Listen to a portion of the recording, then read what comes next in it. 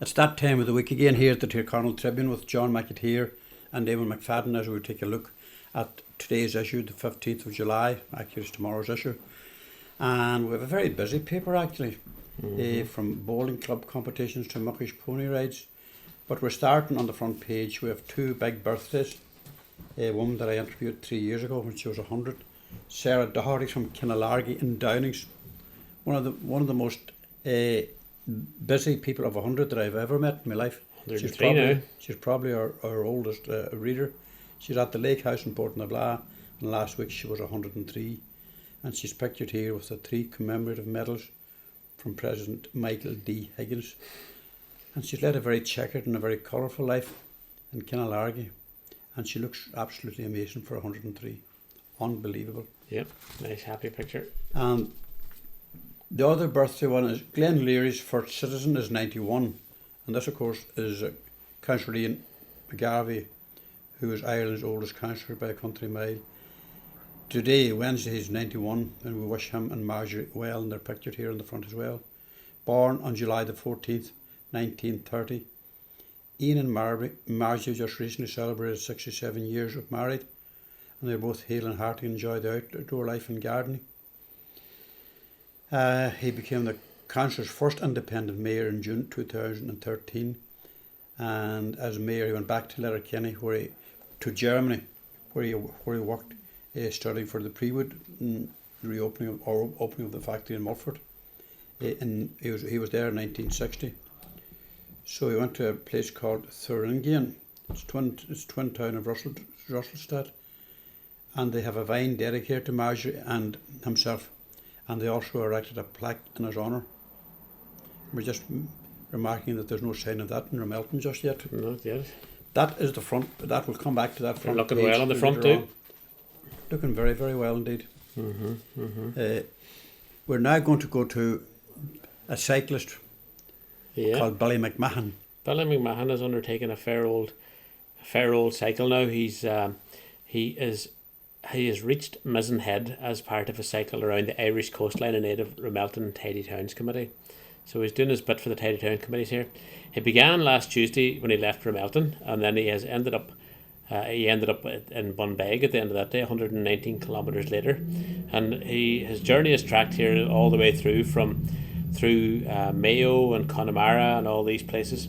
So as of yesterday, he had reached Mizzen Head, so he's about halfway around now on his epic cycle. He met plenty of people along the way, including some of his old neighbours here in Ramelton, the Kennedy family, as they travelled around. So he's well underway now, and I think he's going to be in Cork City. He's going to be the next port of call for him now. So hats off to Billy. He's taking donations through a GoFundMe page, and they're now winding their way around. So halfway through, he'll be, hopefully this time next week, he'll be well underway. Will he be finished this day next week? He's in Cork City at the moment as we're talking. And he's coming back up the east coast. Yeah. It's probably coming back up through Northern Ireland, Giant's Causeway and all that. I suspect that he's doing the whole coastline. So far, as of yesterday, he had cycled over 1,000 kilometres, 1,045 kilometres. So he'll have to do the same again, I suppose, to get around, maybe a bit more on top of that. But probably at least that much again. Do you think so? But Billy is fit and active. He has done a lot of ultra events over the years, and no better man. Yeah, good on him. And fair play to him, and indeed wishing him well on his journey and a safe journey. And from that we go to a story from Declan Care, where he talks with a Tirconaill man, Brian Gallagher, who's living in Modena, where he is a design engineer with Ferrari, and he had originally been with McLaren. He's a senior design engineer. He has over a decade of experience at the top end of the global motorsport, having also worked with McLaren, as I said, and he has been involved with the most successful Grand Prix driver ever, Lewis Hamilton. Oh, right. And Brian is a native of Tirconaill. It's a long way from Tirconaill, but he does eventually intend to come back here. He has bought a house in Rathmullen after a couple of years. He has a young child and expecting another one, so himself and the wife Luca, Nice feature planning now. to come here.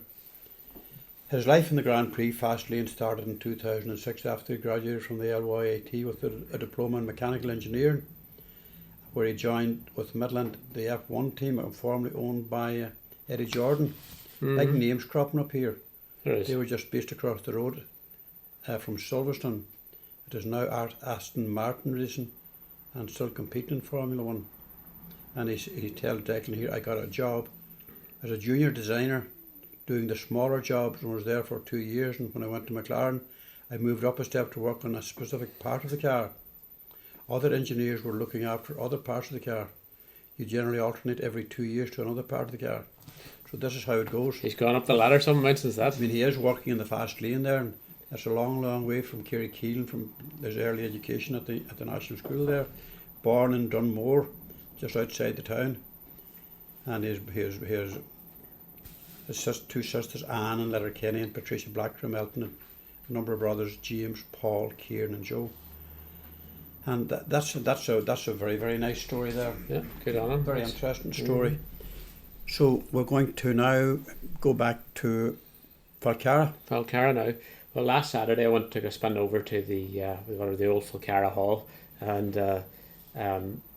there's a launch of a new pilot scheme there now for children with additional needs, and it's called the Saturday Club, and it's only been up and running now for the last 5 weeks, and its aim is to give children with these additional needs, bring them together in a wee fun-filled environment with trained volunteers looking after them for a couple of hours. They can have a play, they can have a social, give the parents a wee break as well, so they need a couple of hours to do their own thing.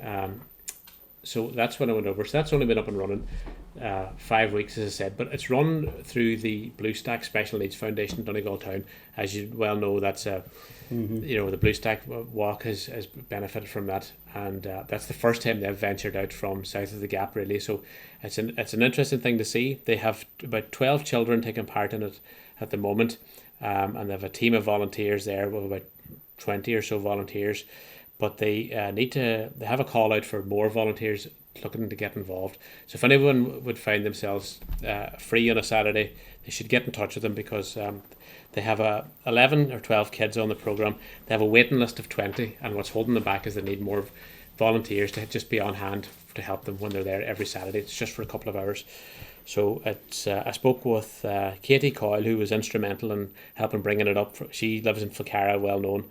And she got in touch with the CEO of the Blue Stack Foundation, Wendy McCarry, and between the two of them, rather than try and bring the kids from up here down to that part of the ground, they brought them, they set one up here. So that's the way. All the details are there, and if you want to find out more, you can just check out the bluestackfoundation.com page, or indeed the Facebook page. Well done to the Falcara folk. From that, we're going to go back to the archives, as we do 20 years ago. This is from the 13th of July 2001. A number of features across that. Captain James Kelly, the late Captain Kelly, hammers the arms trial report. We have Conrad Logan, the 15-year-old Solly Rovers goalkeeper, has joined English Premier Division side Leicester City on a 3-year contract. And we have pictures there from the Fannet Community Games athletes who won gold medals at the county finals. But we have a nice piece from Kilmacrenan, new era for Kilmacrenan Hall. And last Wednesday was an historic one for Kilmacrenan, when the local hall committee joined with building contractor Lawrence McGettigan to sign the contract to build the new hall on the site of the old one. And it took a number of probably took about a year to get it up and going. Right. Fine hall sitting there now. It's probably well used. Haven't been in Kilmacrenan of late because of the lockdown. Everything's locked down. And recognising the need for a centre for community activities, two local people, Susan Shields and Neil Doherty, decided that a meeting should be called to discuss the building of the new premises, and that was held on the 2nd of June 1997. And through the generosity of the local community, who raised the required donation and the grants from the Department of Tourism, Sport and Recreation, 4 years on from that June meeting, the old hall was demolished and a model building put in its place. So on the 30th of July 1925, a meeting was held to discuss the question of building a town hall in Kilmacrenan originally, and it was felt to be a great necessity at the time, and it didn't serve them very well for 75 years. What did? But there's a lovely picture there as well of the group on on that night from the members and friends of the Kilmacrenan Community Halls at the signing of the contract at the Angelus Haven. About 25 of them all there. And Nostalgic picture. not a nostalgic picture, but it has served the community quite well over the years. Now we're going back to another story on the front page. This is about an ex-priest. So our headline reads, ex-priest pleads guilty to abusing girls. So a former priest has pleaded guilty to 2 counts of abuse of young girls in the 1970s. The man, who's now aged 86, appeared in Letterkenny Circuit Court yesterday, which is Tuesday, and the court heard that these offences occurred here in Donegal in 1971 and 1972. The incidents first happened at a parochial house where the priest was based, and the second took place in another location in the same area. So no further details were given of the assaults at the arraignment yesterday, and the man was there. He pleaded guilty. Now we're prohibited from naming or doing anything to identify him or particularly his victims. That'll come from another time. So the interesting point in this that was raised by Mr. Colm Smith, senior counsel, who was barrister for the accused, or for the convicted person, said a strange feature of the case was that the accused man had made admissions in the case as far back as 2002 when Gardaí were investigating the incident. So that's going to be interesting to see how that plays out when he does come to sentence in some time in the not too distant future, I think. I think they previously served some time in prison for separate offences. So this is obviously a new raft of offences. So it'll be interesting to see. So that's people waiting a long time for justice since the early 1970s, but it seems to be served now, and he'll get his sentence in due course. Well, let's hope at least that it brings closure for the victims. Aye. And we'll just move on to what is the actual lead story. And obviously it's going to be a very predictable one. It's about the reopening of the hospitality sector. It's just, the lead story is called A Cocktail of Confusion. Is back on the menu. Hospitality sector prepares for indoor drinking and dining for the first time this year. The government plan has taken quite a hammering as politicians and punters claim the new regulations are either unenforceable, unworkable or wide open to fraudulent use.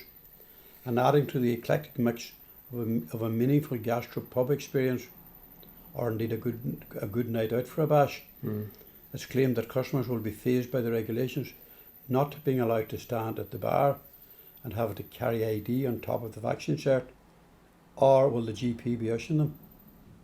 Doubtful. After all that, it seems you must be back out the door in 105 minutes. Meanwhile, nobody can blame the government for the way they've added more mystique and uncertainty with their mixed messaging all this week. Anyway, we'll go on to talk to Tom Murray, the pharmacist in Ramelton, who features pretty strongly in the news media.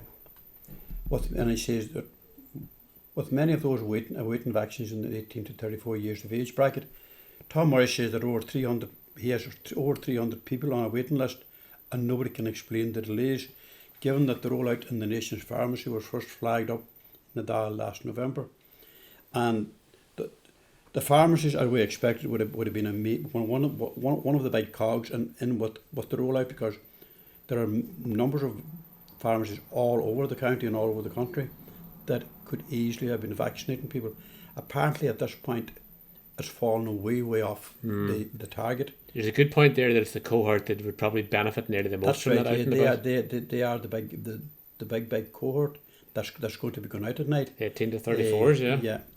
But so far he's not given a single vaccination. Now he is hoping, probably expecting that he may be allowed, or he may be given a supply to start on Friday. So that is more or less where we're at with the whole paper this week. And we'll talk to you next week. You can follow us on Tirconaill Tribune .com, and you can buy a hard copy of the paper in your local shop. Thanks for listening.